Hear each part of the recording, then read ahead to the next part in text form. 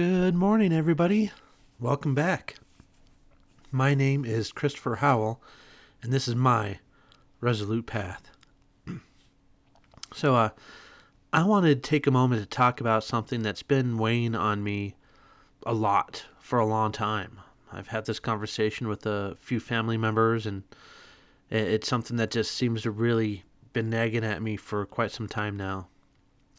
It's something deeply personal, something I think a lot of us wrestle with, but I don't always say it out loud. I've been having kind of a religious dilemma. I was raised very Christian, Pentecostal to be specific. Growing up, I was immersed in church life, in Christian teachings, and in this vision of a world governed by an all-powerful, all-knowing God. And to be clear, I still hold onto a lot of the moral teachings I grew up with. I still try to live by the golden rule to treat others as I want to be treated, and that hasn't changed. But where I've really been struggling is in trying to bring myself to believe in the idea of an omnipotent, all-knowing being, the traditional God, as I was taught to believe in. Honestly, I have always felt more agnostic than anything else. I don't believe in specific deity, but I also recognize that I don't know the ultimate truth. I mean, who does? The universe is vast and full of things far beyond my understanding, and I recognize that. But at the same time, I can't shake the feeling that there is something, something bigger than me, bigger than all of us. Though I don't think it's personified God sitting on a throne. It's more like a connectiveness, a kind of unity that ties everything together. I guess if I had to define what I believe, it's that everything is connected. Everything, everywhere, every when. All part of some universal thing. I don't think it's a deity in the traditional sense, but it's something vast and incomprehensible. I think of it like this, energy. Think of a car. Chemical energy becomes combustible energy, then mechanical energy, then friction, heat, sound. That energy doesn't disappear, it transforms. And I think I'm like that too. One day I'll die, but the energies, the atoms that make up who I am will continue. They'll all become part of other things, maybe even more complex things. My consciousness, myself, will cease to exist, sure, but parts of me will ripple out into the universe, forever changing and evolving, and there's some beauty in that idea. But even though I believe that, even though I believe in a form of eternalism, in this continuation of energy, I still struggle. I still struggle with the thought of the end of my consciousness, the end of me. And I struggle even more with meaning. I mean, how do I say this? When you really think about it, when you zoom out far enough, what does anything mean? No matter what I do, no matter how good I am, how much impact I have on humanity, if I stretch the timeline long enough, our planet will fall into the sun, our sun will supernova, and nothing of me will remain. All that will be left are scattered atoms at most. So what's the point? Why try to be good? Why care about anything when in the end it will all be erased? These are questions I've been wrestling with, and they've left me feeling both at peace because I understand my place in vastness, and unsettled because I feel like nothing I do will ever truly matter. And I guess that's why I wanted to dig into this. I started looking into philosophies that make sense with this struggle, and honestly, I found some powerful ideas that I wanted to share with you guys. Because maybe they'll help someone else who feels the same way. And quite frankly, they're helping me. Just saying them out loud and putting this together makes me really mull it over into my brain. First, there's I'm sorry, I'm going to butcher a lot of these. Pronunciation is not my strong suit. Pantheism. The pantheism is the belief that God and the universe are one and the same. Baruch Spinoza, a major pantheist thinker, wrote, "Whatsoever is in God, and without God nothing can be, or be conceived." Now, in Spinoza's view, we are already part of the divine. The universe itself, everything in it, is God.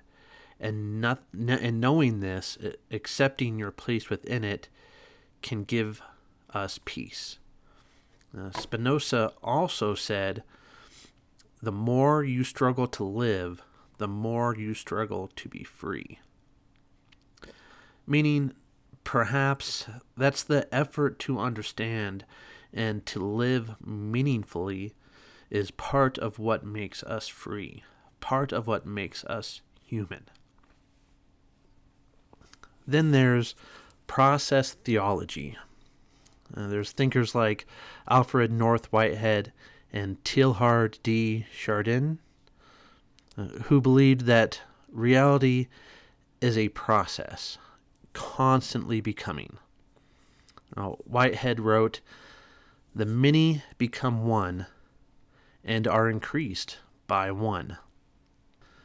Now, this to me means every life, every action adds to the whole of existence, even if we can't see how. Teilhard put it in this way: we are not human beings having a spiritual experience. We are spiritual beings having a human experience. Maybe that's true. Maybe our lives matter in ways we'll never fully understand. Then there is Taoism. Now, this has always resonated with me. Laozi wrote, "Those who flow as life flows know they need no other force." And he also wrote, "Life and death are one thread, the same line viewed from different sides." And Taoism teaches acceptance of the flow of life and death, that fighting the nature of reality only causes suffering. Maybe there's a peace in learning to let go. And then there's Stoicism. There we go. the ultimate philosophy of accepting and strength. Marcus Aurelius wrote, "Soon you will have forgotten the world, and soon the world will have forgotten you." But he didn't mean that as despair. He meant it as a call to focus on what is within your control, to live virtuously because it is right to do so. He also wrote, "You have power over your mind, not outside events. Realize this, and you will find strength." So even if the universe doesn't care, we can care, and maybe that's enough. Finally, now I have a hard time saying this, we get to existentialism. Albert Camus wrote about Sisyphus. I'm so sorry. Cursed to push a boulder up a hill forever. Sisyphus. Yeah. The struggle itself toward the heights is enough to fill a man's heart. One must imagine Sisyphus happy. Now, Camus says that even in a meaningless universe, we can choose to live meaningfully, to embrace the struggle itself. Now, Nietzsche asked, what if a demon were to say to you, this life, as you know, now live it, you will have to live once more and innumerable times more. Would you not throw yourself down and gnash your teeth? Or would you say, you are a god, and never have I heard anything more divine? A challenge.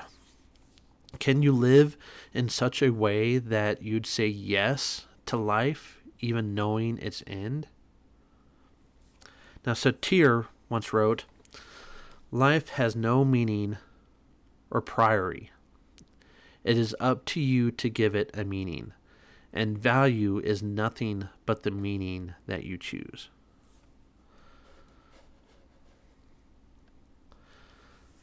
So, in closing here, I may never have all the answers. I will never have all the answers. I may never know what's beyond death or what force, if any, connects everything. But maybe that's not the point. Maybe the point is to live fully, love deeply, and act with kindness and integrity while I am here.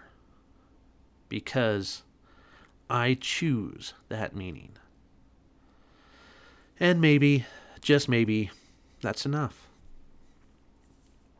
Thank you all for listening. If any of this resonated with you, I'd love to hear your thoughts. Please leave a comment, like and subscribe, and as always, hit that little bell so you know when my next episode drops. I love you all. Keep it shiny.